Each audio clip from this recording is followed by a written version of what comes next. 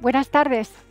Bienvenidos a todos al penúltimo taller que tenemos de esta primera serie de Salud al Plato en el ilustre Colegio Oficial de Médicos de Madrid. Muchas gracias por estar hoy con nosotros, porque además creo que la temática es realmente interesante.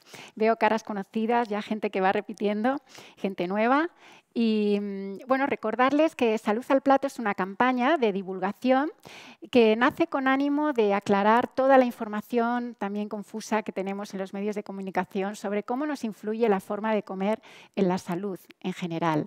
Venimos de tratar distintas temáticas muy interesantes relacionadas con la salud. Hemos hablado de microbiota, hemos hablado de metabolismo óseo, hemos hablado de nutrición infantil. En fin, hemos tocado muchos temas que sabemos que están directamente relacionados con la forma de comer en cuanto a su prevención y el tratamiento de muchos desajustes que pueden ser tratados directamente a través de la salud, de la alimentación, perdón. También esta campaña nace con el propósito de que entendamos hasta qué punto nos afecta también no solo los alimentos que elegimos, sino en qué momento los elegimos, cómo los cocinamos y cómo podemos adaptarlo de una manera individual, porque no hay dos organismos iguales. Entonces, también nacemos con ese objeto de aclarar toda esta información. Mi nombre es María Quindelán, soy máster en nutrición clínica y ciencia avanzada de los alimentos, además de experta en alimentación consciente y cocina energética. Y he tenido también el gusto de formarme con el Instituto de Nutrigenómica, que está aquí su fundador, en Nutrigenómica para el Deporte, que es uno de los temas que abordaremos y que enseguida les presentaré. Como ya saben muchos, las jornadas de Salud al Plato consisten precisamente en abordar, la temática de hoy tiene que ver con cómo adaptar nuestra forma de comer al ejercicio físico, a la actividad física que realizamos. Hablaremos con grandes expertos que, como digo, enseguida les voy a presentar, especializados precisamente en esta temática, para luego hacer un pequeño debate y darles la oportunidad también de hacerles alguna pregunta y, sobre todo, que podamos irnos aquí con ideas muy prácticas de cómo implementar estas pautas nutricionales en nuestro día a día, más si hacemos ejercicio o queremos empezar a hacerlo. La parte gastronómica es muy importante porque no podríamos decir cómo hacer esto sin dar algún ejemplo y por eso abordaremos también la temática con ideas culinarias a través de un gran experto que hemos invitado hoy. Y, por supuesto, les ofreceremos una degustación de estas recetas en el patio de la Neurona de Cajal que tienen a continuación. O sea que antes de irse podrán probar también estas recetas. Bueno, antes de empezar el taller de hoy, ya viene siendo una costumbre, ya que nos quedan solo 2 talleres antes del verano, hacer una pequeña desconexión. ¿Por qué? Porque como pilar fundamental de un estilo de vida saludable, el prestar atención a las cosas que hacemos nos permite disfrutarlas más. Decimos que la alimentación es un pilar, la movilidad es otro pilar, por supuesto la relajación, la salud mental, pero si no desconectamos de todo lo que traemos de fuera, el ruido, el atasco, ¿no? Todo lo que nos ha ocurrido hoy en Madrid, no vamos a estar 100% conectados. Por eso yo les invito una vez más a que hagan un pequeño ejercicio conmigo de relajación, que cierren los ojos, que respiren y simplemente que se dejen llevar por una pequeña meditación que he escrito para hoy. ¿Preparados? Respiramos hondo. Cierran los ojos. Cierra los ojos a los pensamientos repetidos, a los que pesan en tu cuerpo. Suéltalos. Aquí no hacen falta.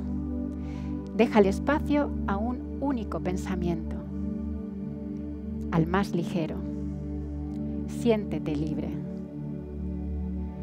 Abre tus ojos a un océano de sueños, donde todo es posible, donde reconoces que eres agua, agua viva, armonizada con ese sentimiento de ilusión que late en tu pecho cuando buceas en lo más profundo de tu ser. Te sumerges en el agua, justo en la línea que separa los azules del mar y del cielo, donde el aire que habita en tus pulmones componen el silencio. Es ahí donde puedes sentir por fin la quietud en el movimiento.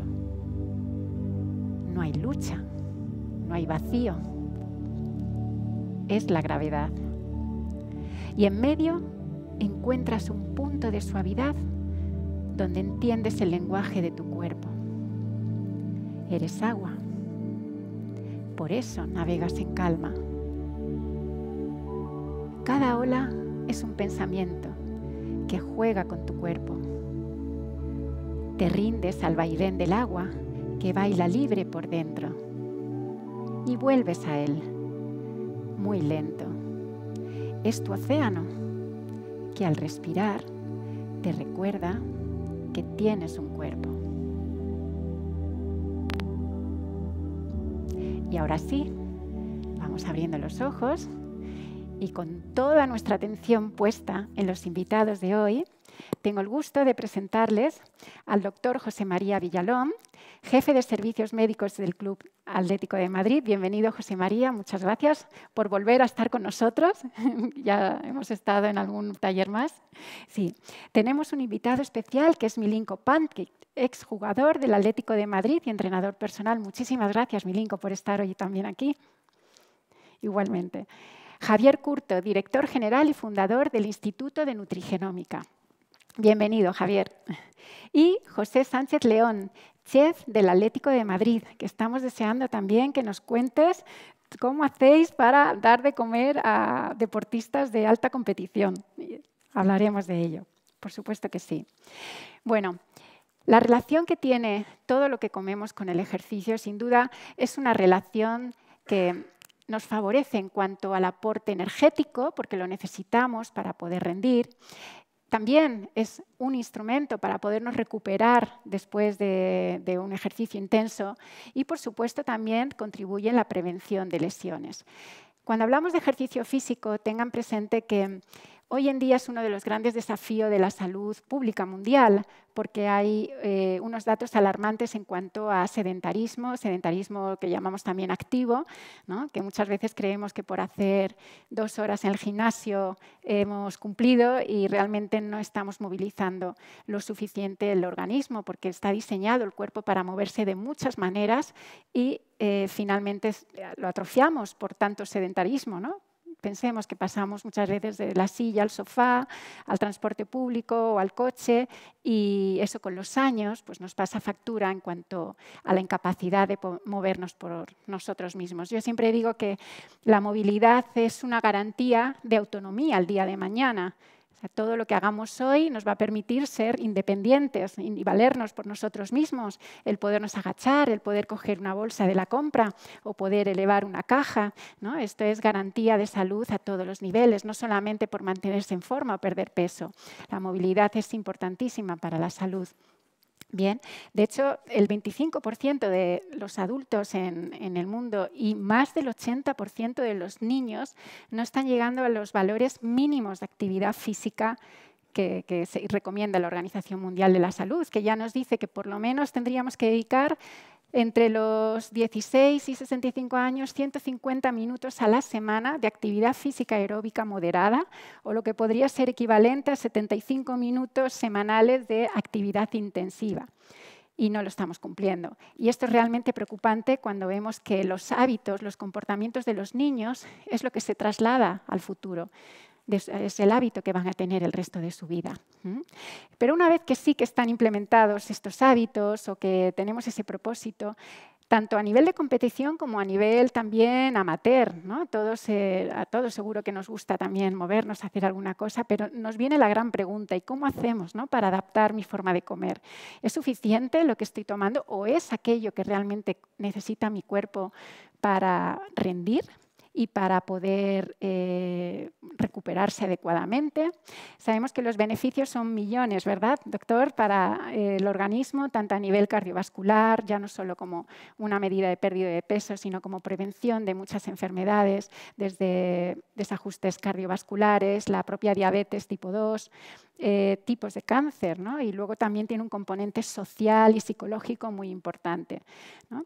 ¿Qué opina, doctor, de de cómo estamos hoy en la sociedad de relacionados con la actividad física, ¿sabemos realmente hasta qué punto nos influye en la salud? Bueno, creo que están encendidos directamente. Estoy de acuerdo con María, todo lo que ha explicado.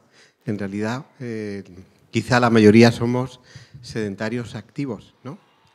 Entonces, es verdad que para la salud de vida hace falta la actividad física adecuada a cada persona como medio de salud. Incluso los médicos decimos a veces como medicamento.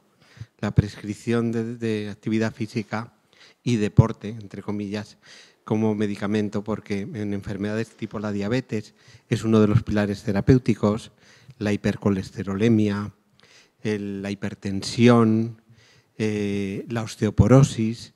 O sea, hay una serie de enfermedades que podemos relatar que se benefician de una actividad física adecuada a cada persona, ¿eh? Entonces, si nos orientamos hacia la dieta y la nutrición de cada uno de nosotros, desde luego estamos de acuerdo que tiene que haber un balance energético adecuado al consumo que tengamos para evitar el sobrepeso, la obesidad y tener, si cabe, un peso óptimo también adecuado a cada uno de nosotros. Si vamos al deportista ya sea amateur o de alto rendimiento, con mayor motivo, es uno de los factores que va a influir en su performance, en su rendimiento. Entonces, el tema de la alimentación del deportista, la nutrición, la energía que tienen que consumir cada día para los entrenamientos y para la competición, pues es importante. Si no está el deportista de élite, el que va a participar en los Juegos Olímpicos de París 2024 o Paralímpicos, o el que va a participar o está participando en la Eurocopa 2024 o Copa América o diferentes competiciones de muchos deportes, si ese deportista no está adecuadamente alimentado, posiblemente sí le va a influir mucho en su rendimiento. Ya nos contará nuestro chef a nivel práctico, que es importante bajar, poner los suelos en tierra, los pies en tierra, porque en realidad podemos hablar teóricamente, pero es verdad que en el día a día nos damos cuenta.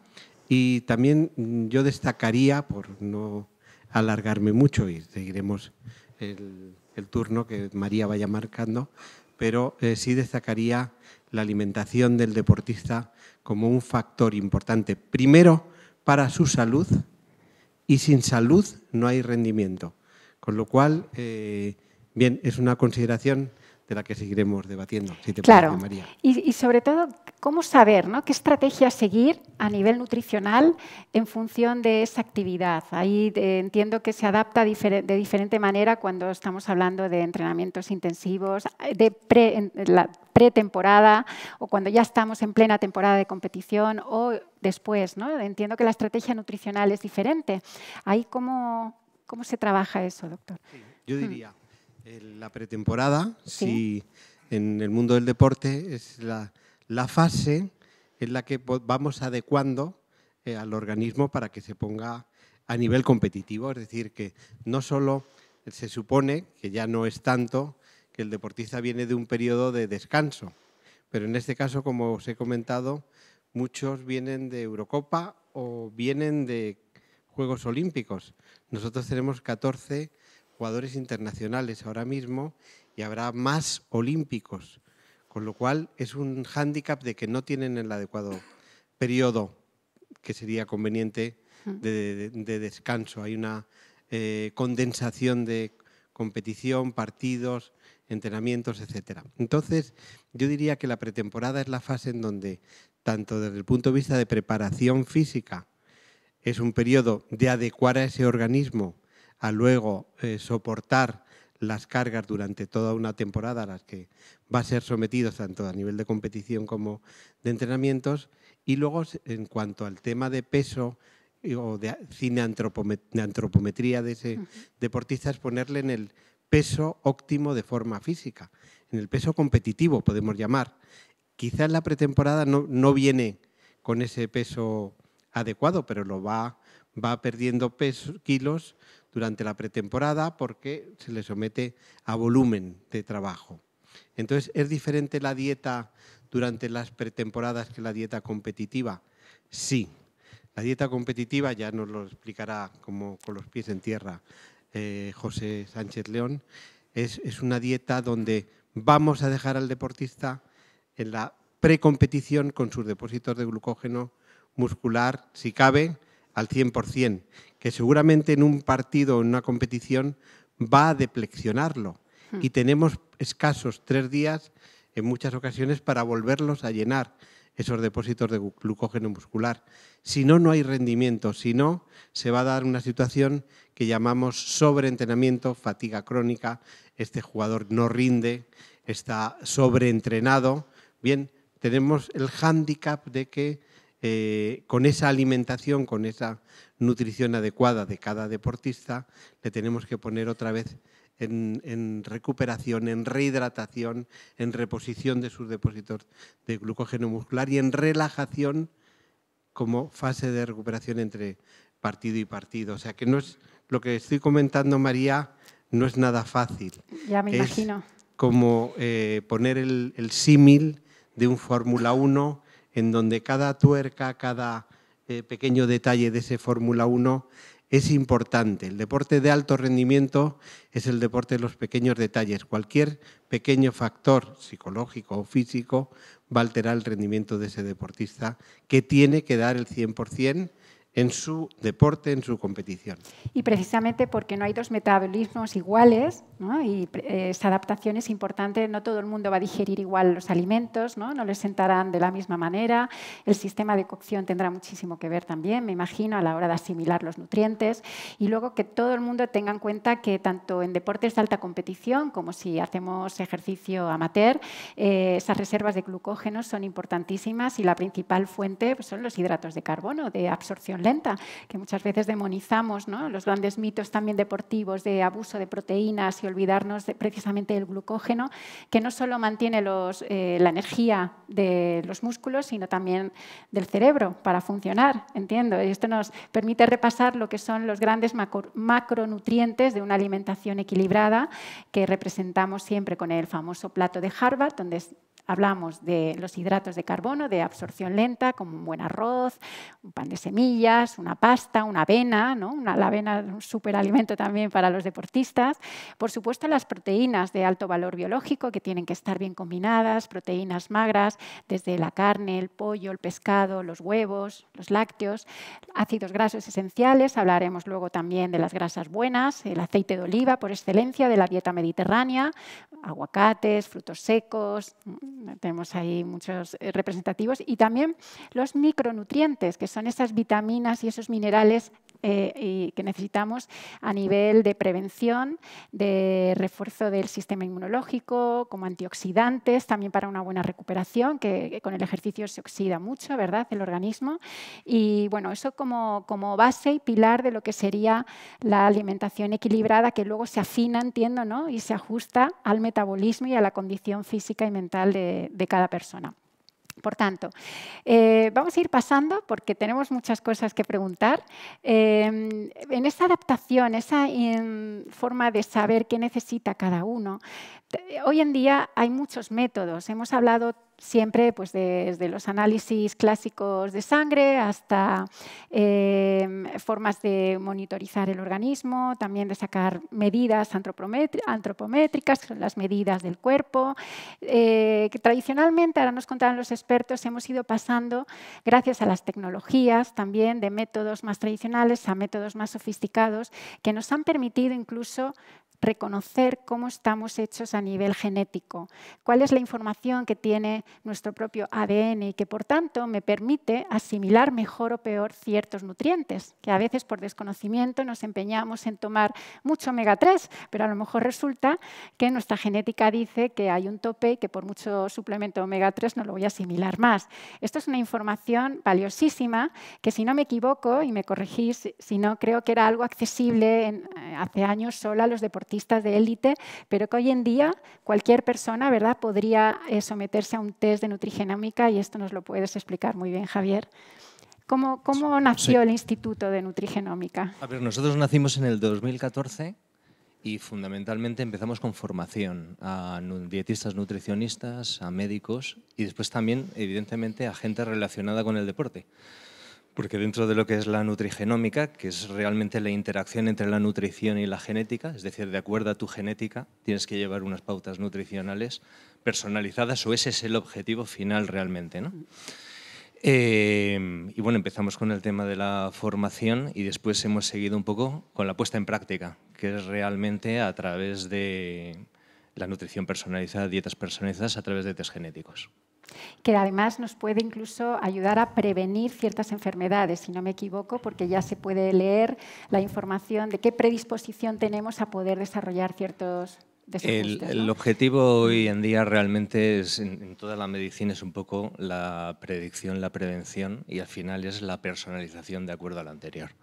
Y esto, la genética, pues es bastante importante. En cuanto a lo que es la nutrigenómica, no sé si quieres que especifique un poco más o no. Yo creo que sí, ¿verdad? Nos interesa a todos entenderlo mejor, sí. A ver, dentro de lo que son los genes, hay ciertos genes en los que tenemos una mayor predisposición, tenemos un mayor riesgo genético a sufrir algunos problemas o algunas enfermedades. Yo siempre el que más me gusta quizás es el del tema del colesterol alto, la hipercolesterolemia. Se han visto en estudios científicos a nivel genético con grupos de casos y controles, pues que hay gente que tiene una predisposición mayor a sufrir colesterol alto, ¿no? Y evidentemente lo que en esos estudios no solo se identificó ese gen y qué variante genética dentro de ese gen. Es decir, la variante genética se llama polimorfismo o SNP en inglés y depende un poco de la composición de citosina, guanina, adenina dentro de lo que es ese gen. Y entonces esa variante, en lo que variamos unas personas con respecto a otras, es en que pues esa composición de citosina, guanina, etcétera, puede ser en uno CG, en otro CA, etcétera, ¿no? Esa es la variante que llamamos variante genética. Hay variantes genéticas en esas composiciones dentro de esos genes pues, que producen ese mayor riesgo. Si en el tema del colesterol tenemos un mayor riesgo a colesterol, tenemos evidentemente que llevar una nutrición más personalizada o más detallada. Es decir, no podemos estar tomando el mismo omega 3 que una persona que no pueda tener ese problema, ¿no? Esa cantidad recomendada deberá ser superior. Entonces, los estudios también entraron en esa parte cuánto de superior debía ser. Es decir, que a lo largo de los años, desde el 2014 hasta ahora, pues ha ido evolucionando todo bastante y de una forma bastante rápida y bastante más accesible. Vamos, como has dicho tú antes, estaba más para personas, pues, evidentemente, con un poder adquisitivo alto o para atletas de alto rendimiento. Y esto se llevaba a cabo en los centros de alto rendimiento. Ahora ya está un poco más democratizado y los precios pues, de este tipo de test y soluciones pues, son más asequibles. ¿Y cómo se hace, doctor, para ser tan precisos con estudios que tenemos hoy en día de la mano, ¿no?, tan completos a nivel de genoma? ¿Y cómo podemos hacer que un equipo de alto rendimiento como el del Atlético de Madrid, ¿no?, se pueda comer en base a toda esa información? Me parece cada vez más complicado el trabajo que realizan. Yo creo que nosotros aprendemos de los especialistas porque nos van marcando pautas y camino a seguir y nos va dando información. O sea que la nutrigenómica para nosotros ha sido un avance más para individualizar las dietas y la nutrición de nuestros deportistas.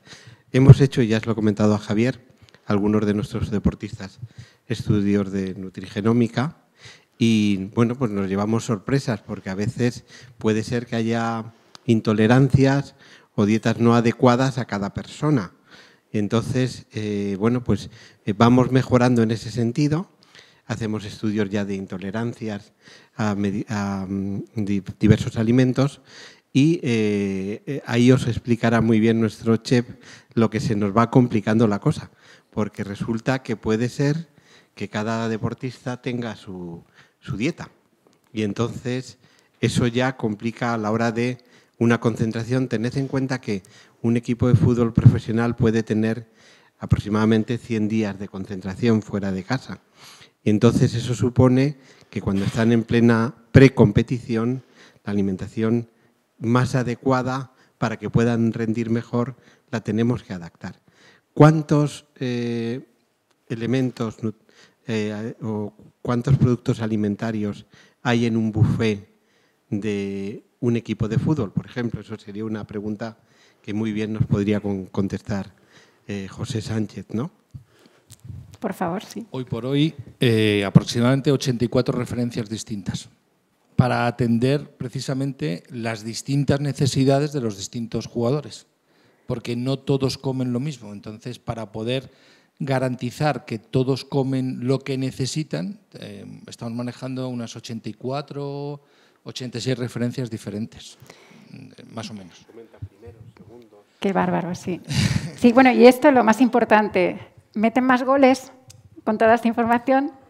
Pues yo creo que esa parte, yo siempre digo que nosotros hacemos todo lo posible para que ellos metan los goles, pero luego depende de ellos meter el balón. O sea que... Bueno, pero la alimentación tiene mucho que decir ahí, ¿no? Sí, a ver, es muy complicado, como bien ha dicho el doctor, cuando jugamos fuera, y fuera ya no en España, porque somos grandes afortunados en España, la dieta mediterránea es brutal, y te encuentras con alimentos que son lo que decimos que son. El problema es cuando te toca viajar fuera. Habitualmente 15 días antes de viajar fuera yo me pongo en contacto con el jefe de cocina del hotel que corresponde para mandarle todas las fichas, todas las recetas, etcétera, etcétera. Pero cuando llegas al hotel te encuentras la realidad de los productos que has pedido, ¿no? Entonces, pues recuerdo una anécdota, un viaje en Copa Europa a Moscú, en COVID, estábamos en el COVID y yo hablo primero con ellos para ver, intento adecuar la oferta que tenemos que hacer, cuidando lo que nos dice el nutricionista, ¿no? Pues tiene que ser pescado blanco o pescado azul para la cena, lo que sea. Entonces yo siempre digo que en este caso concreto era qué pescado había en Moscú para poder hacer 4 días de concentración. Y muy mal, o sea, Moscú muy mal, pero lubina, pues lubina ponemos lubina. Y cuando estoy supervisando las cámaras para ver qué productos tenemos, la lubina tenía de la mitad del animal hacia la cola, podía medir perfectamente 1 metro. En mi vida había visto yo una lubina que midiera 1 metro. Pero es que la carne, el olor, era como, ¿esto qué es, no? Y ya rascando, en Moscú casi nadie habla inglés, es otro hándicap, pero bueno, ya rascando un poco, era una lubina de pantano. Sabía 100, no había... Sí. Pues era imposible, no podíamos poner eso, así que tocó salmón 4 días seguidos. Pero bueno, eso, anécdotas. Que nos sí, pasan por es que hay que sumar a todas las variables individuales de los jugadores, entiendo, el dónde se está, con qué recursos se cuenta. Y luego para nosotros es muy importante la estacionalidad de los productos. Claro. O sea, intentamos que de la oferta que tenemos que preparar, si puede ser el producto de temporada. Aunque ahora hay de todo en todo momento, pero es verdad pues, que los tomates de ahora no son los tomates de enero, por ejemplo, ¿no? Entonces, ahora elaborar recetas, productos si puede ser local, lo más local posible. En Moscú la fruta era de Kirguistán, o sea, no sabía nada. No, claro. Y para ellos el tema de frutas es muy importante, pues ese viaje fue dificultoso, ¿no? Entonces, sí. Bueno. Ya me imagino. Aquí hablamos mucho en los talleres del sentido común energético, ¿no? Precisamente de utilizar las cosas que corresponden al momento, a la localidad, y al final el cuerpo pues, lo va a recibir mejor porque es lo que toca, ¿no? Hoy día parece que no hay fronteras, podemos tomar anacardos de la India, ¿no? Frutas tropicales en invierno y parece que todo vale, pero el cuerpo no lo recibe igual. Sí. A mí me gustaría preguntarle a Milinko, que seguro que está todo el mundo deseando escucharle también. Milinko, desde tu propia experiencia, tantos años, ¿no? en competición, trabajando en alto rendimiento, teniendo que hacer estas adaptaciones, ¿cómo de importante ha sido la alimentación en tu carrera profesional? Pues yo aquí he venido a aprender también, porque para mí, yo soy doctor, yo no manejo mucho este asunto, pero bueno, me acepté la invitación para aprender. Pero bueno, yo creo que no se puede comparar la época mía con la actual. La actual es mucho mejor. Yo he jugado en Atlético de Madrid de 95 a 98. Pero bueno, en Atlético de Madrid puedo decir que hemos tenido más o menos cosas como Dios manda. Pero yo antes de fichar por Atlético de Madrid, yo estaba en Grecia. En Grecia, antes en Eslovenia, Serbia, y esto era totalmente diferente. No se puede hablar de nutrición, no se puede hablar de estas cosas porque no existía nada. Cada uno era propio médico y bueno, mi mujer era mi ¿cómo se llama? Nutricionista, todo. Asesora, ¿no? Sí, asesora de todo. Pero la verdad ahora es mucho mejor y mucho más fácil porque ahora si observamos, por ejemplo, ayer un partido entre Portugal y Eslovenia, Pepe en central de Portugal 41 años y Cristiano Ronaldo 39 años. En mi época el jugador que llegaba hasta 34 años era un exitazo y tiene que ver con la alimentación. Y nosotros, yo creo que nosotros antes hemos comido para vivir y ahora los futbolistas viven para comer y son diferentes condiciones, los contratos y todo esto influye mucho y ahora es mucho mejor y más fácil para deportista, para futbolista y yo me alegro mucho, pero en nuestra época era muy difícil, el doctor lo sabe perfectamente. El doctor nos controlaba y era solo control cuando hemos estado en la pretemporada y los partidos en la concentración. Allí el doctor podía controlar todo esto y luego a partir de allí no se cuidaba tanto como ahora. Ahora el futbolista se cuida muchísimo. Sí, ya es más consciente, ¿no? De que Sí. su combustible no solo es el combustible vital, sino es el combustible que le permite Imagínate optimizar. nosotros Claro. con todo esto. Claro. Porque nosotros también éramos buenos futbolistas, yo creo, pero bueno, era totalmente diferente y todo ha mejorado, ha evolucionado muchísimo. Me alegro mucho y ver a Modric que juega 3-4 prórrogas enseguida, esto quiere decir que tiene que ver con la alimentación y además yo sé perfectamente cómo él come y cómo se cuida y va a durar hasta cuando él quiere. Sobre todo en esta recuperación posterior también, ¿no? Dicen que tan importante es el entrenamiento como la recuperación y el descanso, ¿no? Sí, ese es el que hemos dicho otras veces, entrenamiento invisible, porque tienen que relajarse, tienen que recuperar su musculatura que ha sufrido durante una competición, esos músculos que han tenido microdestrucción fibrilar, y entonces esas proteínas que hay que aportar o esos aminoácidos que son como los ladrillos que van a construir y reparar esos músculos. Y es importantísima la dieta postcompetitiva. Postcompetitiva que hay que rehidratar porque ha perdido. También depende del calor ambiental, la humedad relativa del aire, o sea, las condiciones climatológicas donde se desarrolla un partido. En nuestro caso, si hablamos de fútbol, pues no es un deporte en donde dejen hidratarse.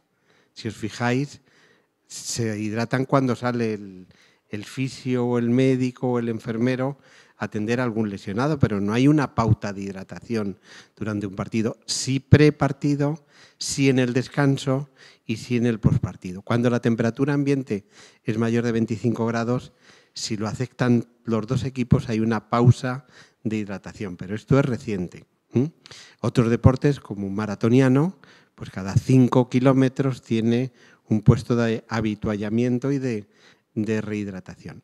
La rehidratación es súper importante porque han perdido, en un partido pueden perder hasta 2-3 kilos de líquido. Luego, y esa hidratación o rehidratación, pues es con agua, bebida isotónica,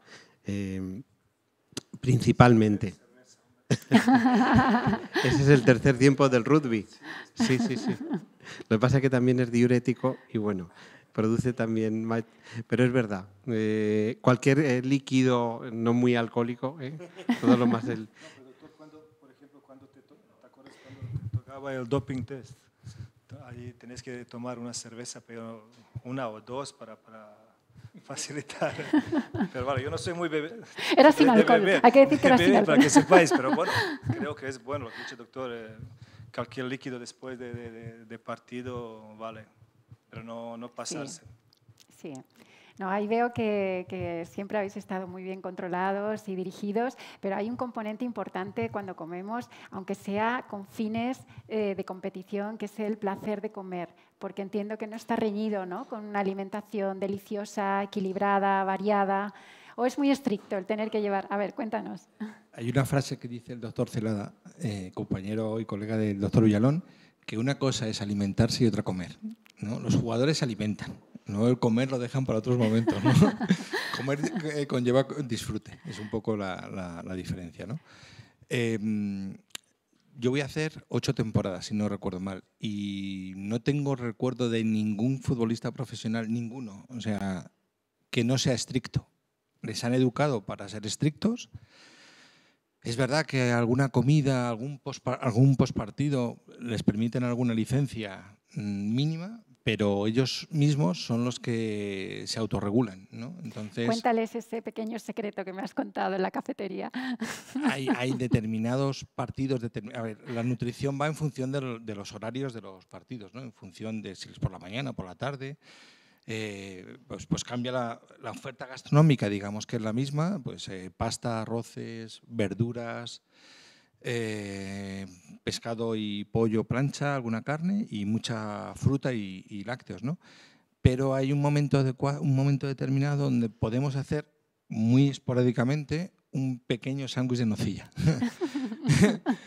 Porque necesitan glucosa, básicamente, Sí. ¿no? Entonces hay alguno de ellos que a lo mejor se come 2 o 3, pero estoy hablando que de un pan de molde saco 4, o sea que es pequeño. Y alguno tiene cargo de conciencia. Yo les veo y digo, pues es que se pueden comer 30 si quieren, si es pura fibra. O sea, están los tíos que da gusto con ellos, ¿no? Digo, no, cómete otro si quieres, que no pasa nada.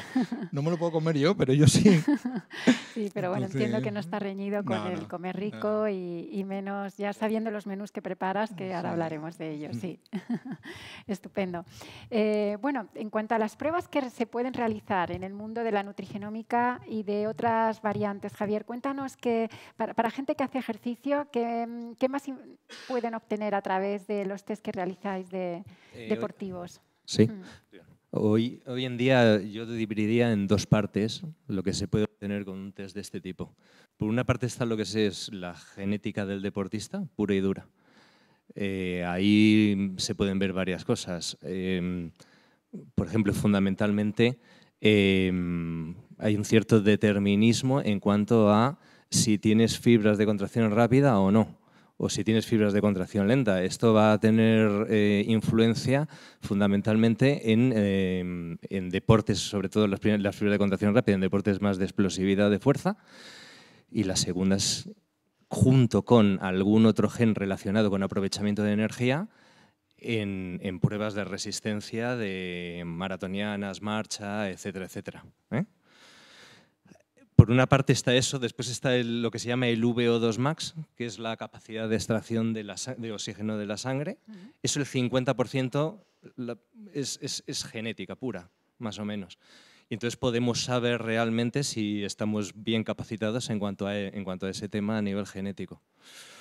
¿Y qué más?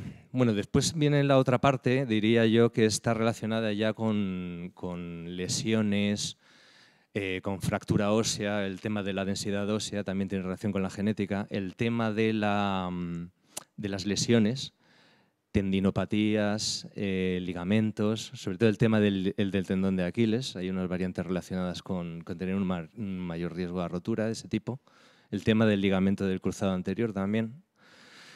Y posibles fundamentalmente, carencias, ¿no?, de carencias de minerales, riesgo a poder... Eso ¿no?, ya entramos, tener... eso es la parte de la genética deportiva, diría yo, y después ya entramos en la parte de la nutrigenómica, que ya estamos entrando en el tema de los minerales y las vitaminas. Hay personas que, vamos a hablar un poco fácil, de absorción de minerales y de vitaminas de una forma mucho más fácil que otras personas. Por ejemplo, en cuanto al tema del deporte, la famosa vitamina B12, o la vitamina B6 o la vitamina B9 están relacionadas con el tema, pues, de la producción de glóbulos rojos, entre otros, y son bastante importantes para el deportista y para esa oxigenación que necesita el deportista. Entonces ahí se puede ver a nivel genético si tiene una buena absorción o no. Y después, en cuanto a los minerales, estamos hablando hoy en día, fundamentalmente lo que se analiza es magnesio, potasio, calcio, hierro y zinc. Esto me lleva a pensar precisamente en un tema un poco polifacético, que es el de la suplementación, ¿no? En qué casos es realmente necesario, si por el hecho de estar haciendo un ejercicio intensivo ya siempre hay que suplementar o no. Una vez más tenemos que ir a individualizarlo y a estudiar bien a la persona. ¿Cómo podemos decir, esto se lo pregunto a todos, pero quizá empezamos por el doctor otra vez, para que nos diga en qué momentos es indicado hacer ese estudio de suplementación? Sí, yo creo que la suplementación en el alto rendimiento normalmente es necesaria.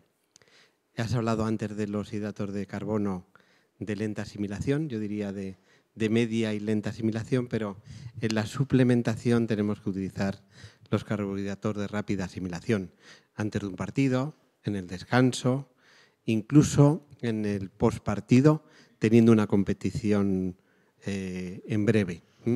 Entonces, eso nos hace que podamos reponer los depósitos de glucógeno muscular lo antes posible. Cuando mayor avidez hay por el organismo de captar esa glucosa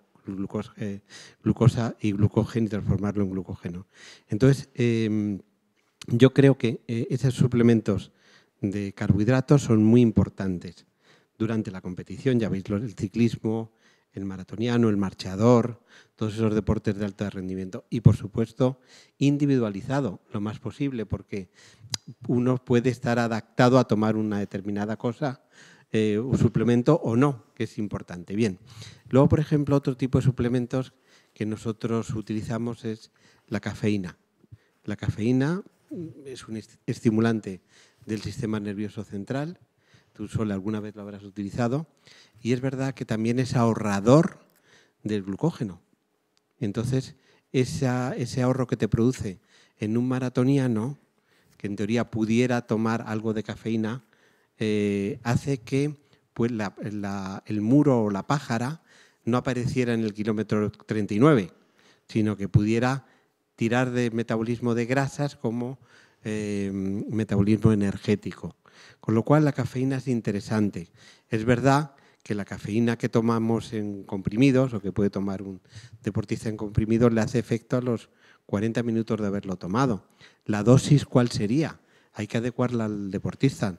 No es lo mismo una mujer, una deportista de 50 kilos, que un lanzador o un deportista de más peso, ¿no? O sea que eso hay que adecuarlo a las circunstancias de cada uno, muy importante. Luego, otro tipo de suplementos que utilizamos muy brevemente, digo 3 o 4 porque hay muchos más, no me atrevo a acapararlo, ¿no? Sí, pero por ejemplo, los aminoácidos ramificados, aminoácidos esenciales, el BCAA, que nos viene muy bien como un recuperador, unos aminoácidos que van a utilizarse para reparar el daño muscular que, como digo, pueden haber producido en ese deportista la alta intensidad de un trabajo físico, o sea que eso es importante también considerarlo. Luego la beta-alanina también está muy de moda, la glutamina, o sea, son moléculas que las utilizamos como mejoradoras del rendimiento, como recuperantes y adaptadas a cada uno de nuestros deportistas. O sea que no podemos decir que damos a todos lo mismo, pero yo creo que generalizando, pues yo diría que el tema de la rehidratación con agua, con bebida isotónica, con batidos energéticos, todo eso sería básico, un pilar básico. Los carbohidratos de rápida asimilación en la dieta precompetitiva o durante la competición nos vienen muy bien también. Los aminoácidos, incluso proteínas, en la alimentación también como reparadores y recuperadores. Y también debemos de pensar, y tú lo has hecho muy bien, María, es la relajación. Nuestros deportistas, una vez que han competido, están al 100%. O sea, las hormonas del estrés están disparadas. No pueden relajarse después de un partido ni dormir en horas. Entonces, tenemos un hándicap importante porque si estamos pensando en esa reparación del sueño, pues a veces tenemos que pensar en melatonina u otro tipo de suplemento que les ayude en esa relajación. Bajar frecuencia, para claro. bajar el... Claro, y ahí los sistemas de cocción tendrán mucho que decir también. Entiendo que las cenas, ¿no?, están muy enfocadas a contribuir a relajar el sistema nervioso, es decir, que no tendrán exceso de sales o azúcares. Entiendo, bueno, en general no lo hay, pero especialmente las cenas deben de ser clave, ¿no?, me imagino. Las cenas suelen ser más ligeras que los almuerzos, es verdad. Habitualmente en el almuerzo preparamos, aparte de las verduras, además, un guiso un poco más potente, y en la cena son pescados a la plancha o carnes a la plancha. Ternera, tal, pero todo a la plancha. Y mucho más ligero. Cocciones, mucho al vapor, mucha cocción al vapor, mucha cocción a la plancha, vigilando bien las grasas, y básicamente es una cocina muy sencilla. Sales intentamos salar poquísimo, intentamos tener productos que de por sí ya tengan su propia sal o azúcar. Siempre cuento como anécdota, yo no conocía el boniato de manera industrial como conocemos ahora mismo, es más que conocido. Por almuerzo o por cena solemos poner como unos 20 kilos de boniato horneado, y como cosa particular, yo he adaptado el boniato a llevarlo a casa. Yo tengo 2 niños pequeños que les chiflaban las patatas fritas, la patata frita es frita. Empezamos a jugar con los colores por el tema del boniato, lo aso simplemente y queda crujiente como una patata frita, pero es mucho más saludable. Además tiene un poco más de azúcar, con lo cual se sacian un pelín antes. Y luego a la hora de tomar el postre ya no es me como un no sé qué de chocolate, con una pieza de fruta o con un yogur les vale. Entonces hay cosas en la medicina, o sea, en la alimentación deportiva que poco a poco se tendrían que ir introduciendo en la alimentación de las casas, porque es verdad que no deja... Si para ellos es bueno, para los demás también, lógicamente, ¿no? Entonces, ese tipo de cosas sí que se van adaptando poco a poco. Qué interesante. De hecho, en cocina energética siempre decimos que todos los alimentos de color naranja, los bulbos de tierra, los alimentos de tierra, ¿verdad?, cuando están cocinados a fuego lento, baja llama, son sedantes naturales. Por eso una buena crema de zanahoria o de calabaza por la noche, o ese boniato asado, tienen ese efecto ya no solo de sedación, sino además que nos satisfacen el paladar por el dulzor natural que ya nos aporta. Esto, como nos dice José Sánchez León, es para todos, o sea, no solamente para los deportistas de alta competición. Bueno, hemos hablado de la importancia de la hidratación, suplementación siempre estudiada de forma individual, de los macronutrientes. Sí, por favor, Javier, de todos los métodos de análisis. El doctor habla del tema de la cafeína y una cosa importante a nivel genético que se me olvidó antes, con el tema de las vitaminas y los minerales, y es el tema de la metabolización rápida o lenta de la cafeína. Hay un gen que es el CYP1A2. Los metabolizadores rápidos, pues sí son capaces rápidamente de todos los antioxidantes, los polifenoles, etcétera, de sí absorberlos rápidamente. En el caso de los metabolizadores lentos no, y puede tener problemas de hipertensión, enfermedad cardíaca, etcétera, etcétera. Y es más, esa variante de riesgo en países mediterráneos es más alta de lo normal. Es decir, sí que hay que dar un mensaje. Sí. Desde aquí, todos los que se tomen de forma grácil y esas bebidas energéticas con cafeína, esas barritas, geles, de forma alegre, que lo sepan, ¿eh? Que ahí puede causarles un problema. Claro, y todo condicionado por este gen, si está activo o no activo, porque de hecho hay gente que puede tomar 3 o 4 cafés y como no lo tiene en sangre mucho tiempo, lo elimina enseguida, pues no le afecta, y sin embargo alguien se toma un café y ya no duerme, ¿no? Tiene mucho que ver con esto que estamos hablando. Y sobre todo es gracioso, bueno, entre comillas, es curioso, que Grecia, Italia, España se ha visto en estudios bastante grandes que sí que hay una incidencia mayor. Incluso casos, que esto lo recuerdo también cuando estuve con vosotros, en los que favorece, dependiendo, ¿no?, de tu información genética, el consumo habitual de cafeína. O sea, hay gente que es contraproducente y hay quien 2 cafés al día al revés es lo que le mantiene todo en equilibrio, ¿no? Para que vean la cantidad de información que podríamos tener de cómo funcionamos, que ya está accesible para nosotros y que determina luego nuestro rendimiento y nuestra salud a largo plazo. Y creo que nos falta hablar también de un componente importantísimo en la alimentación de los deportistas y en general de todos, especialmente cuando cumplimos años, que es el colágeno, ¿no? El colágeno que también lo dejamos de producir por nosotros mismos cuando vamos avanzando con los años y especialmente para la recuperación y para lo que es ligamentos, formación de, ¿no?, todo lo que son tejidos, es importantísimo.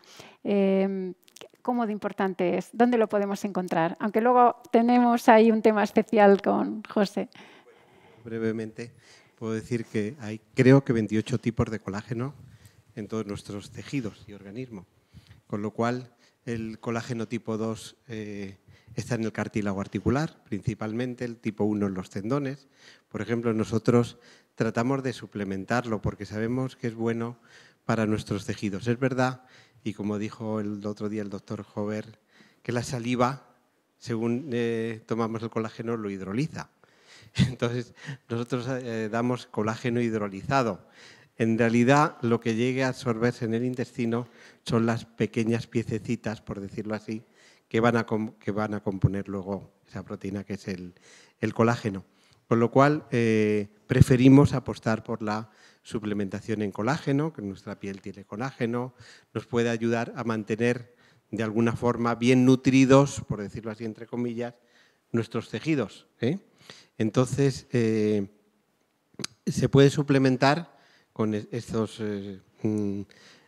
suplementos nutricionales que tenemos en las farmacias, pero es verdad que desde el punto de vista alimentario también hay alimentos muy ricos en colágeno. Bueno, nosotros intentamos hacer los caldos o consomés cuando ya están clarificados con carnes y que tengan de por sí mucho colágeno, ¿no? Esto no hay que inventar nada, esto las abuelas de nuestras abuelas, ¿no? O sea, hacer un caldo de puchero donde uses un morcillo, si puede ser delantero porque tiene más colágeno, donde ponemos tendones, donde ponemos la pata de la vaca, no mucho porque tiene grasa también, pero también le ponemos un par de patas, ¿no? Y luego un poco de verdura para un poco, pues zanahoria para darle un poco de dulzor, la cebolla, el puerro, el apio.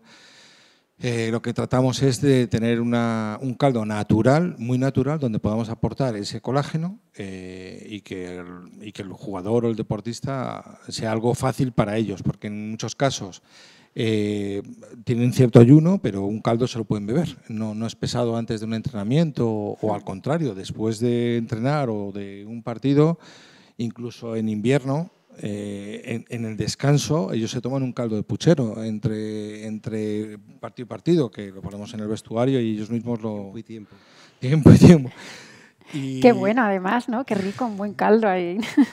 pues de eso en huesos. invierno, pero luego yo reivindico siempre que también podemos tomar caldos en verano y hay versiones de caldos fríos que a lo mejor son menos populares, pero que es cierto que cumplen la misma función y además refrescan, pues porque luego lo comentamos, ¿no? Pero que tenemos la misma función de un caldo de invierno en un caldo de verano y hay que reivindicar.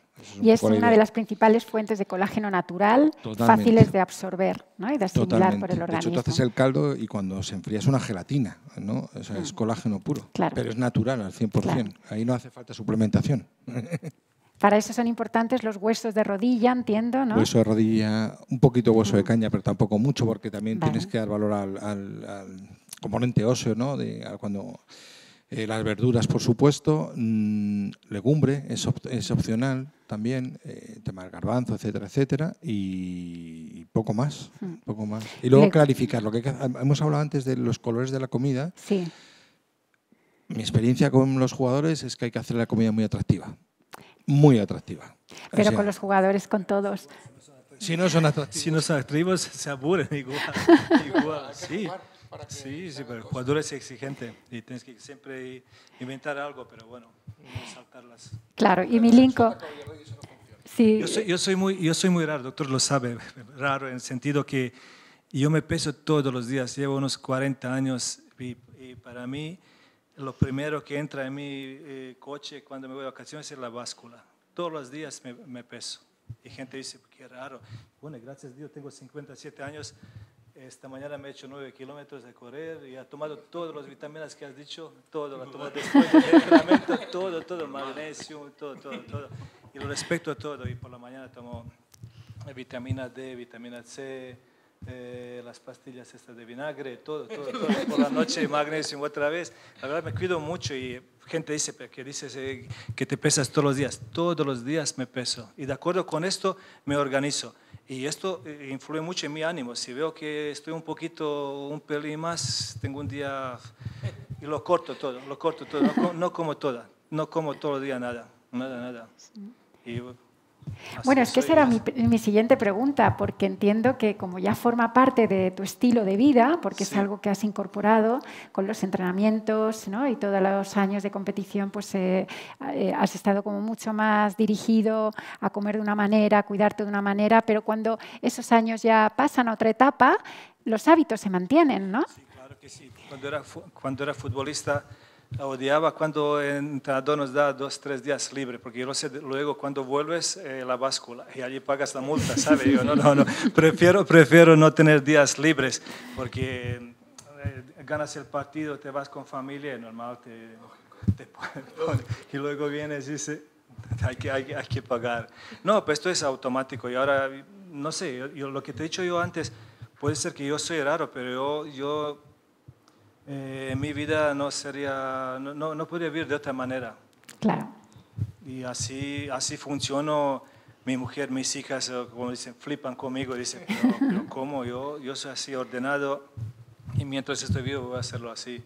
No hay otra. Pero bueno, tengo mis compañeros, mis compañeros, ex-compañeros que están ahora no sé qué. Tampoco, sí. Esto no quiere decir que yo voy a vivir más que ellos.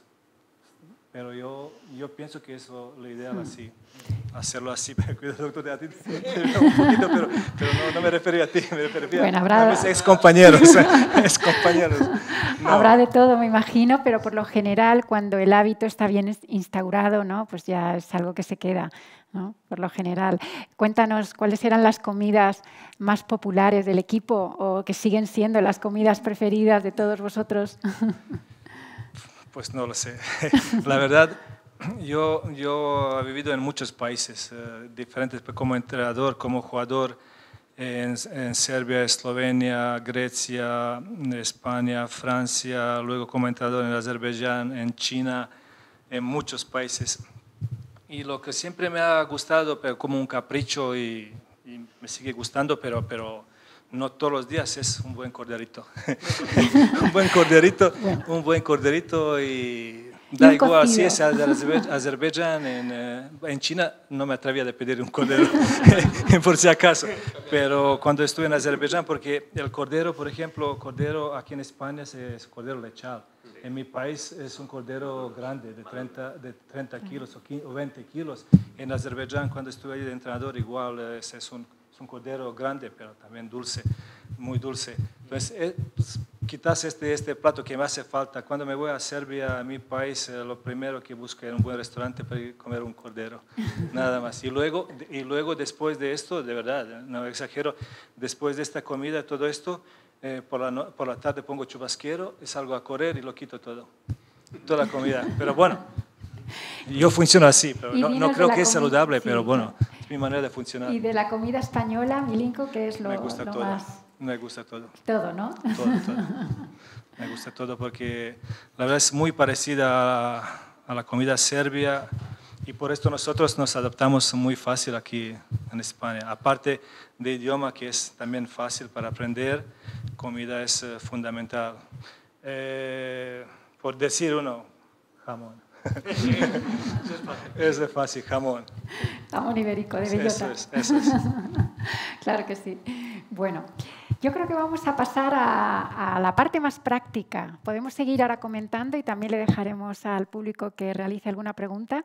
Como José nos ha estado explicando precisamente la importancia del colágeno a través de estos caldos de hueso caseros, hemos traído precisamente, bueno, tienen a su disposición la receta de José, que ahora nos va a contar cómo lo elabora y que, por supuesto, haremos, ¿verdad? Tenemos la elaboración grabada para facilitársela a todo el mundo que después la puedan ver, pero aquí tienen recogidos los ingredientes y ahora nos contará José cómo se hace este caldo rico en colágeno.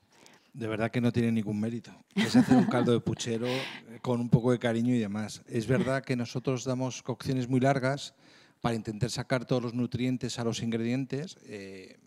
Puede estar perfectamente de 24 a 36 horas. Romper a hervir, mezclar, pues a poner todos los ingredientes, echar el agua, romper a hervir, limpiar más o menos durante media hora que salgan todas las impurezas y luego bajamos el fuego al mínimo, tapamos y al final nos deja de ser una infusión, ¿no? Y ya te digo, 24 o 36 horas.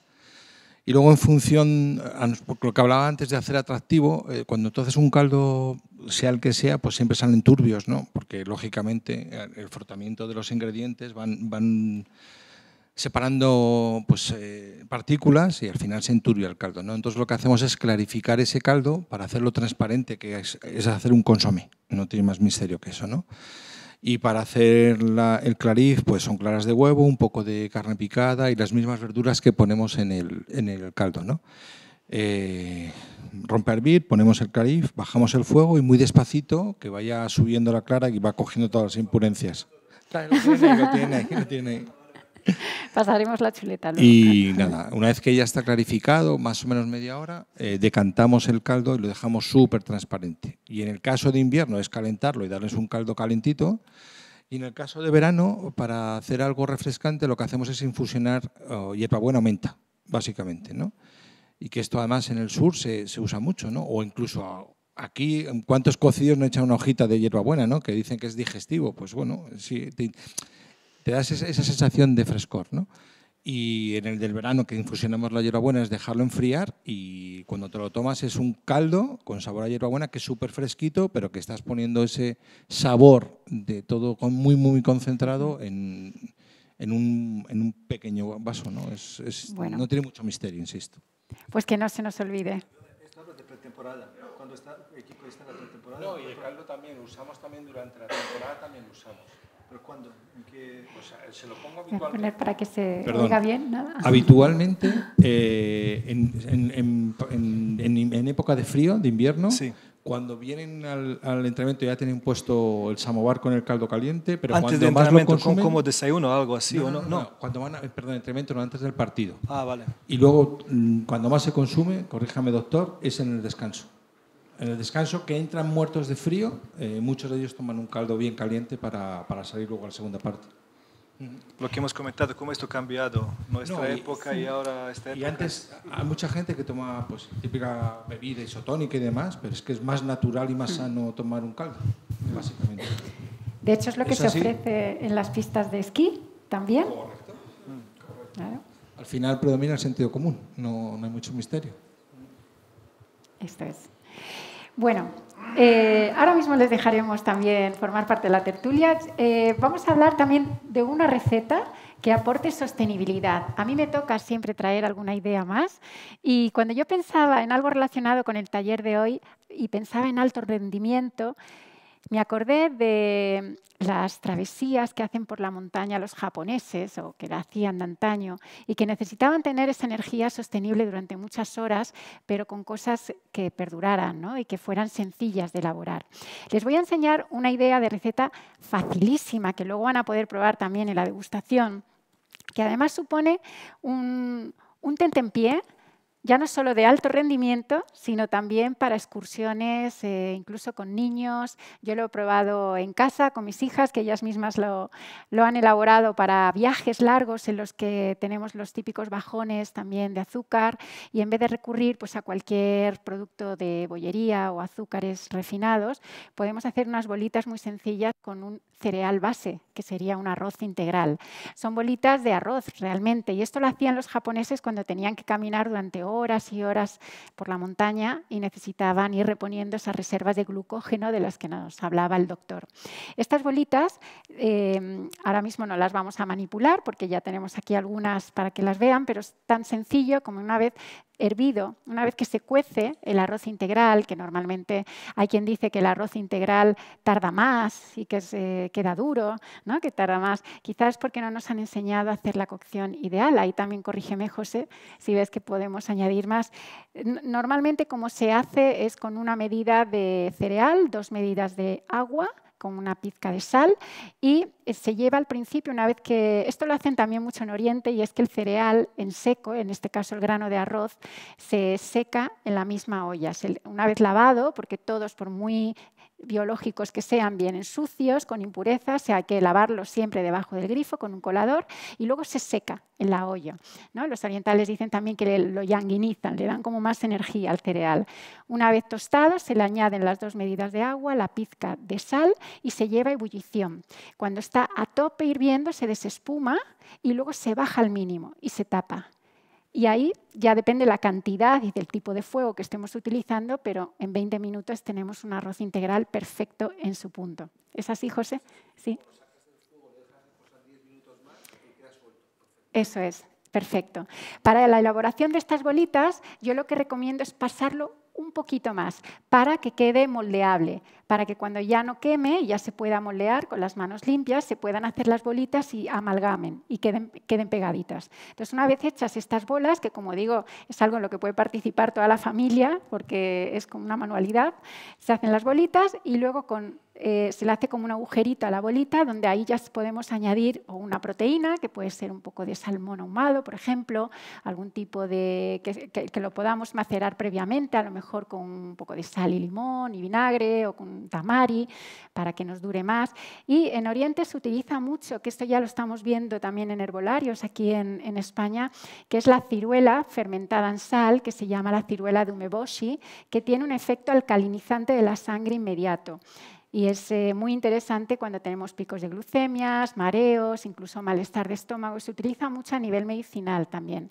Esta ciruela simplemente es una ciruela fermentada en sal, por tanto su sabor no es dulce, es una ciruela salada y se puede encontrar ya en muchos mercados biológicos, en muchos herbolarios, tanto entera como ya triturada, que es el paté de umeboshi. Y esto es lo que originalmente se utilizaba en estas bolitas energéticas. Realmente en su interior se aportaba ese toque de alcalinidad con la ciruela umeboshi y se rodeaba de un alga, que es muy habitual verla ya en los famosos restaurantes japoneses, que es el alga nori, que es un alga que ya viene tostada, no hace falta ponerla en remojo previamente. Son unas láminas, como pueden encontrar en cualquier supermercado ya. Y estas láminas, que están tostadas, se pueden volver a tostar un poquito. Yo a veces con un mechero también las tuesto, otras veces ya si vienen lo suficientemente secas me valen y simplemente pues las troceo en 2 o en 4 láminas pequeñas, las humedezco con un poquito de agua, lo que hago es humedecer el alga y ya me sirve de envoltura para la bolita y así ya los granos de arroz no se deshacen, ya están enteras y quedarían así. Simplemente bolitas. Se guardan en la nevera, duran bastante. Si están en frío, pueden durar 4 o 5 días perfectamente. Y son un tentempié energético que también en casos de entrenamiento, ¿verdad? Nos viene muy bien tanto antes como después, porque tienen ahí un aporte interesante de glucógeno y además si le metemos, en este caso, algo de pescado, de salmón, pues también tendríamos un poquito de proteína. El alga tiene la particularidad ya no solo que nos permite moldear la bola, sino que además es un aporte de minerales muy interesante para el cuerpo. Las algas tienen incluso, a veces, dependiendo del tipo de alga, más calcio que los lácteos o hierro, en el caso del alga dulce, o en el alga wakame, que se usa mucho en los guisos también, tiene un porcentaje de calcio muy elevado. O sea que son interesantes. Y esta, en concreto, para esta receta, es verdad que no es originaria de aquí de España, pero tenemos algas españolas estupendas, gallegas, asturianas, la alga kombu, las de Porto Muiño, ¿verdad? Tenemos un montón de algas nacionales que quizá no sea algo muy común en nuestra cocina mediterránea, pero que tienen también unas propiedades interesantes y bien cocinadas son muy ricas, ¿no? Y otra de las cosas que hemos hablado alguna vez es el alga kombu, que nos ayuda incluso a digerir las legumbres mejor, porque tiene la propiedad de ablandar las pieles de las legumbres. Entonces, bueno, aquí nos han dejado, por cierto, José, una muestra del caldo que les tengo que decir que nos ha preparado personalmente José Sánchez León para que en la degustación lo prueben. O sea, que el caldo que van a probar está hecho por él, hoy mismo además. Se ha terminado, porque llevaba el proceso del que hemos hablado. Tiene un color impresionante, se nota que es todo concentrado y ahora lo vamos a degustar fresquito. Entonces, bueno, estas son las ideas prácticas que les traemos hoy, que bueno, espero que les sean útiles. A mí me gustaría dejarles la palabra al público por si tienen alguna pregunta antes de finalizar. Por favor. Sí.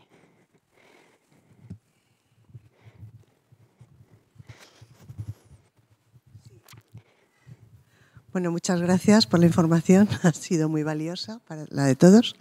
Sí, es un tema sobre la nutrigenómica. A ver, cuando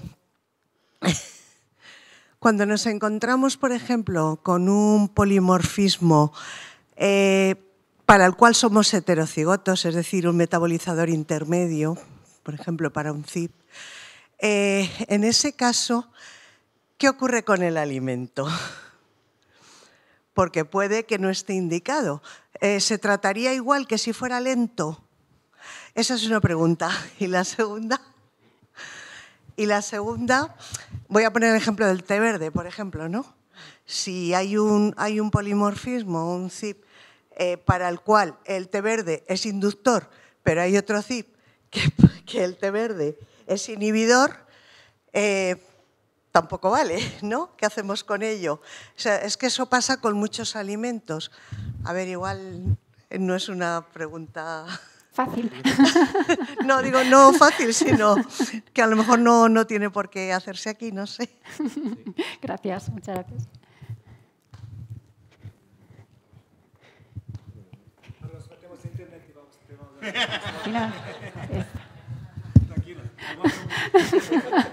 No, que es cierto que ocurren estas cosas, vamos, en los resultados de un test y después también lo que ocurren son resultados intermedios, vamos. Nosotros lo que vamos a ver los resultados fundamentalmente es donde hay riesgos altos, es decir, riesgos altos y claros. En un test genético a una persona, estamos hablando de 440 temas que puede haber en un test hoy en día, pues le pueden salir unos riesgos altos pues en 10 temas máximo o algo así. O sea, eso sí es cierto, vamos. Y es lo normal. Lo anormal sería lo contrario. En cuanto dices unas cosas que pueden afectar positivamente y otras cosas que pueden afectar negativamente, es que hay bastantes cosas en las que ocurre esto. Por ejemplo, en lo que hemos visto con el tema de la cafeína. Para una cosa es muy buena, pero si lo tienes para otra cosa puede ser mala. Es complicada la respuesta, sinceramente. ¿Sí?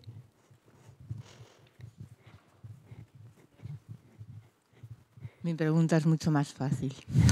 En vez de clarificar un caldo, colarlo con una estameña, lo digo por quitar complicaciones, ¿da lo mismo? Gracias. Sí, da lo mismo. Sí. Clarificar, tardo media hora, colar en la cantidad de litros que tenemos que hacer para ellos, en frío, para que además no se ponga malo el caldo y demás, suelo tardar como 12, 14 horas. Y habitualmente cuando salimos fuera los tiempos son muy medidos. O sea, yo prefiero clarificar, sé que en media hora lo tengo resuelto y me lo quito en medio. Mucho más fácil mi respuesta que la tuya. Sí. Yo quería preguntar si hay una frecuencia de comer mejor para el rendimiento deportivo / salud y qué efectos habéis notado si hay algún deportista de alto nivel que hace ayuno intermitente, Ramadán, sobre ese aspecto. Por la parte que me toca, una de las cosas que más me sorprendió cuando empecé con el equipo es que están todo el día comiendo. O sea, son 5 comidas mínimo al día. Es imposible, cenando a las 9, a las 11 hay que volver a comer. Y yo les digo, pero tenéis hambre, chicos, y además que comen. O sea, no es una cuestión que digan, no, es que ellos vuelven a comer, ¿no? Es su metabolismo, ellos lo tienen así digerido y demás. Es verdad que hay gente que hace algo de ayuno, es cierto, pero sinceramente yo no le veo que le afecte a nivel de rendimiento, todo lo contrario. O sea, y tema de Ramadán, pues es que no he tenido ninguno. Yo cuando estuve en Azerbaiyán de entrenador, hay una parte muy importante de mi plantilla eran musulmanes. Y me ha tocado hacer la pretemporada de Austria con ellos, justo con Ramadán. Era terrorífico. No sabía qué hacer y al final, no sé, he hablado con ellos para ver cómo solucionamos esto y al final ellos me dicen, bueno, si tú nos das permiso es como igual que el Dios nos ha dado permiso. Y digo, claro que sí, os vais a morir todos aquí porque tres entrenamientos cada día con el calor, con todo. Ellos, como sabéis, no bebían nada hasta por la noche y empezaron allí a solucionar un poquito, pero era complicado. Primeros días tenía mucho miedo por ellos. Y una curiosidad, tenemos en el equipo del Atlético de Madrid muchas condiciones especiales tipo veganismo, vegetarianos, celíacos o no, o están todos que comen de todo muy bien. No, tenemos muchos tipos de dietas, desde la paleodieta, veganismo, vegetarismo, intolerancias alimentarias, por eso los 87 productos diferentes en un buffet. Es verdad que lo que habéis comentado antes, se come más, o sea, puede haber 2 desayunos, puede haber merienda siempre, o sea, 5 comidas no hay quien se las quite a José de preparar, porque claro, conlleva mucho trabajo. También hay que decir, María, que los que acompañamos al equipo, auxiliares, llega tanto viaje y tanta comida que cuando te sientas algo tomas. Y eso viene mal para el peso y para tu báscula. Yo por eso no me la llevo, porque digo, bueno, esto va a ser tremendo. Pero hemos tenido jugadores musulmanes a los que sí les hemos pedido o solicitado una dispensa y la tienen como alto rendimiento. Fuimos, como anécdota, a jugar a Kayseri, la Turquía profunda, ya asiática, en pleno Ramadán, y jugamos allí con el equipo local, íbamos 0-4 en la primera parte, porque estaban los jugadores en Ramadán, y dijimos a nuestros jugadores, oye, por favor, echar el freno porque es que están muertos, no han bebido, y entonces son situaciones complejas que él las ha vivido como entrenador y nosotros la vivimos con jugadores musulmanes a los que les hacemos la dispensa durante el Ramadán, por lo menos determinados días de la semana. No, a mí me dolía alma, pero intenté de solucionar porque eran como mis hijos, eran mis jugadores. Al final lo hemos solucionado, pero se sufre mucho con esto, se sufre muchísimo. Yo cuando estaba en Francia de jugador, esto me ha pasado, yo no se lo comenté, doctor, por primera vez en mi vida que, por ejemplo, en Atlético de Madrid se sabe, todos los jugadores comen igual en día de partido, pero en Francia, por ejemplo, el partido sábado viene fisio y pregunta a cada uno qué quiere comer para mañana. Porque tenía también en Francia, en Le Havre, que estuve allí, hemos tenido muchos jugadores musulmanes también. Entonces, tú eliges, vas a cenar pescado o carne. Por primera vez me ha ocurrido esto, pero normalmente siempre decide doctor y es lo que hay, pero allí muy flexible. Nosotros realmente ahora mismo es tan amplio lo que ellos mismos se autogestionan. Sí. Que decía que es tan amplio, he dicho 84 y me he equivocado, son 54, doctor. Es que ahí me he quedado ahí con lo que tengo que decir. Son 54 referencias, no 84. Pero que aún así son una barbaridad, ¿eh? Os prometo que yo no paro. Pero que hay tanta variedad que es el propio jugador el que se autogestiona. Solamente en el caso del vegano, que sí que es cierto que lleva, además, aparte de veganismo, va todo muy pesado. Entonces se le hace para él ese proceso y se les pone la dieta del día o de la comida o la cena y se le pone en su plato y se le sirve a él directamente. Es el único caso porque el resto se gestionan ellos perfectamente. Gracias. Bueno, está claro, yo creo que, sí, una pregunta más. Iba a decir que el éxito de cualquier equipo como de cualquier organización es la gente que está detrás, ¿no? También los que están ahí afinando y que de ello depende realmente el rendimiento general luego y los éxitos, ¿no? Que esto me ha quedado clarísimo. Perdón. Sí. Lo primero, felicitaros que nos está aportando mucho esta charla. Y lo segundo, una curiosidad. Me ha llamado la atención que no habéis hablado mucho de la legumbre. ¿Qué papel juega la legumbre? Nosotros legumbre habitualmente, por un tema de digestión, lo hacemos en cremas, habitualmente. Y sí que es cierto que es más en invierno. Les encantan las cremas, ¿eh? O sea, los chicos empezamos haciendo 4 o 5 litros y ahora ya son 10 porque se consume entera. Y habitualmente sí que la hacemos en crema, por el tema de digestivo, no por otra cosa. Y luego con ellos juego mucho a descubrir qué lleva la crema hoy, ¿no? Entonces, a una de lenteja le pongo un poquito de... Pero tiene que ser todo muy sutil, porque ellos sabores fuertes es como que no lo tienen muy asimilado, ¿no? Entonces, pues un día es con un poquito de leche de coco, otro día es con un poco de curry. Y entonces al final, cuando estás, porque lo preparamos y luego estamos con ellos y demás, es como que a ver quién saca antes el ingrediente, ¿no? Esa parte es divertida, Pero habitualmente en cremas. Sí, cierto, no lo hemos dicho antes, pero es otra de las fuentes principales de proteína vegetal, en este caso, de una buena alimentación. O sea, que debe estar. Gracias por recordárnoslo. Bueno, yo creo que estamos llegando ya al fin. Lo primero, bueno, agradecer a nuestros especialistas, a José, a Javier, a Milinko, a José María, que habéis dedicado este tiempo a estar aquí con nosotros y nos habéis contado cosas muy interesantes. Muchísimas gracias, lo primero. También me gustaría agradecer al Colegio de Médicos de Madrid el hacer posible estos talleres, al equipo de audiovisuales por la puesta en escena y, por supuesto, a todas las sociedades científicas, instituciones y panel de expertos que nos asesoran y acompañan en cada taller.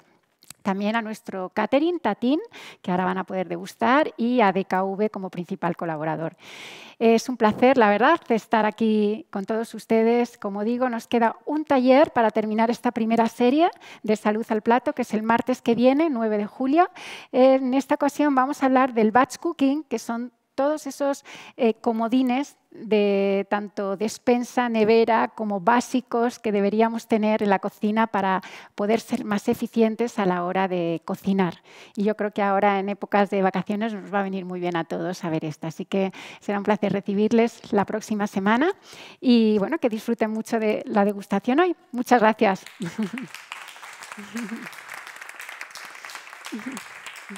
Gracias.